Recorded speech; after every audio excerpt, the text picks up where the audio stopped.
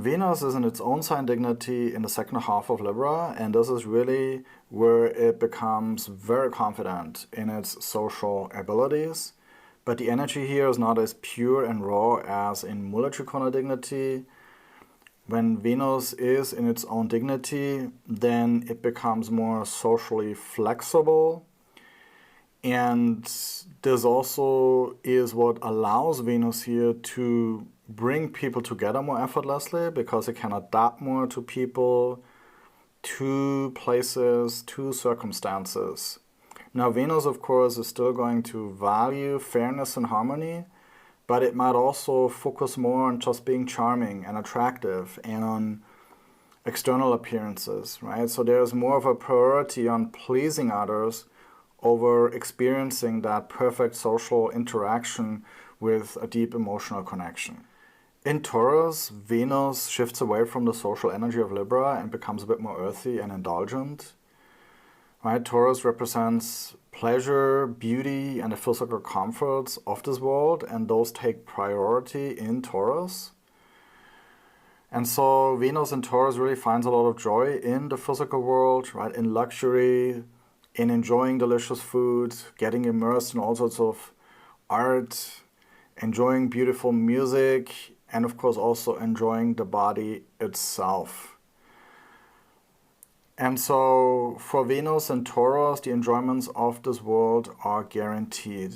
However, since the energy here is a little bit relaxed, there can be a tendency to become too indulgent or too possessive of what one owns. And then one can't just be satisfied with the pleasures of this world without really pursuing any deeper emotional or spiritual fulfillment. Venus is in its Mula Trikona dignity in the first 15 degrees of Libra, and this is where it is the most effective. Right? It has the full control over creating harmony and beauty in all it does. Venus here is in its pure and raw form and is a master of relationships and able to maintain balance and fairness at all times. But for Venus here, because it is connected to its pure energy source, it's not just about romance or about physical pleasures. Rather, it is about the higher principle of the equal give and take of fairness. Right? Venus here has the exceptional ability to make the personal changes or changes in the relationship needed to arrive at a point where the needs of everyone involved are considered. And so unlike Venus in own sign dignity, where the energy gets more diluted and distracted from the essence and a relationship could be a bit more superficial, when Venus is in Mula Trikona dignity, then it's pure and focused on its core function, and that is to bring peace and harmony to all its connections. Venus reaches exaltation in Pisces because love becomes most powerful when it transcends the ego and embraces a higher spiritual dimension. In Pisces, Venus is not just about beauty and luxury, it is about unconditional love, about making sacrifices in love and embracing a higher spiritual connection. Right, in Taurus, Venus can be satisfied with the pleasures of this world. In Libra, Venus might just be happy with a certain display of harmony. But in Pisces, Venus dissolves all those mundane concepts and boundaries and seeks love in its purest, most divine form. It understands that true beauty is found in surrender to what is. It is found in forgiving, since no one is free from fault. And it is also found in selflessness. Actually, there's no one more selflessly devoted in love than Venus in Pisces. Venus in Pisces understands perfectly that love is not just about personal gratification, but about transcending the ego and merging on a very profound level. And so Venus in Pisces really turns the romantic lover into a saintly person, because true love and liberation are inseparable. Saturn is in its own sign dignity in Capricorn, and this is where he becomes the ultimate builder of systems. He can govern over laws and structures and make sure that there is order and stability. He's going to be very hardworking because he understands that true success comes over time with perseverance.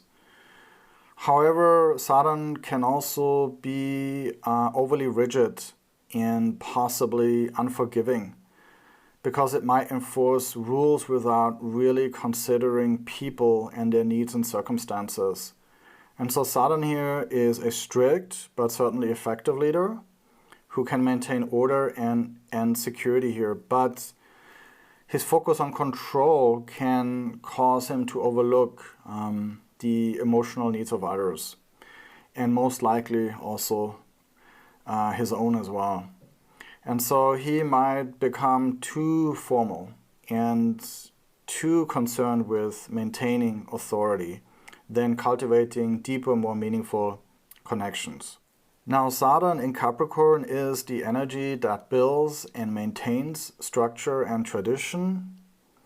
Saturn in Aquarius, on the other hand, is about innovating and restructuring outdated systems. Right? Aquarius, we know, is the sign of progress and social reform and challenges the status quo to pave the way for a better future.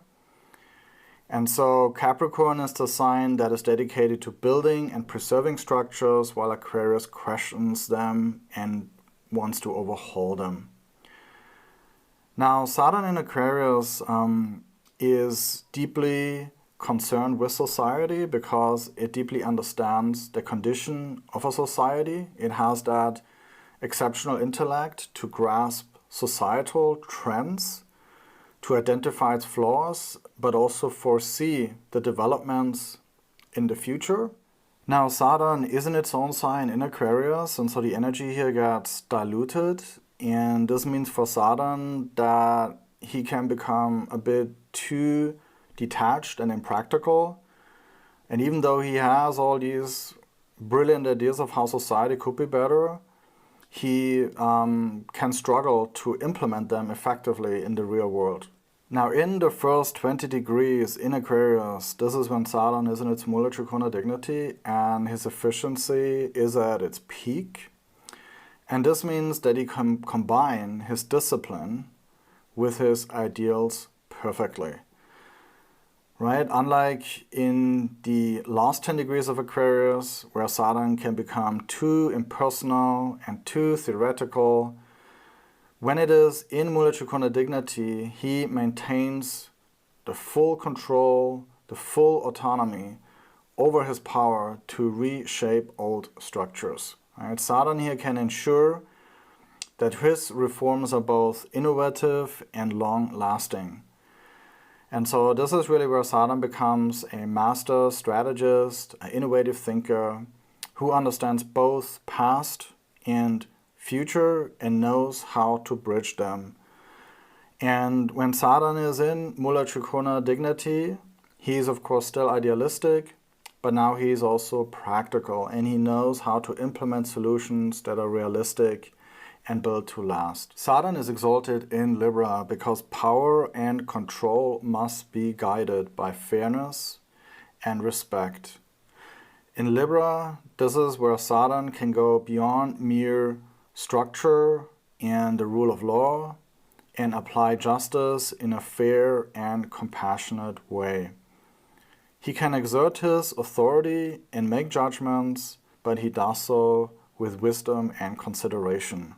In Capricorn, he might enforce orders without question, or in Aquarius, he might put his ideas over people's needs. But in Libra, Saturn makes sure that rules serve the greater good and promote mutual respect.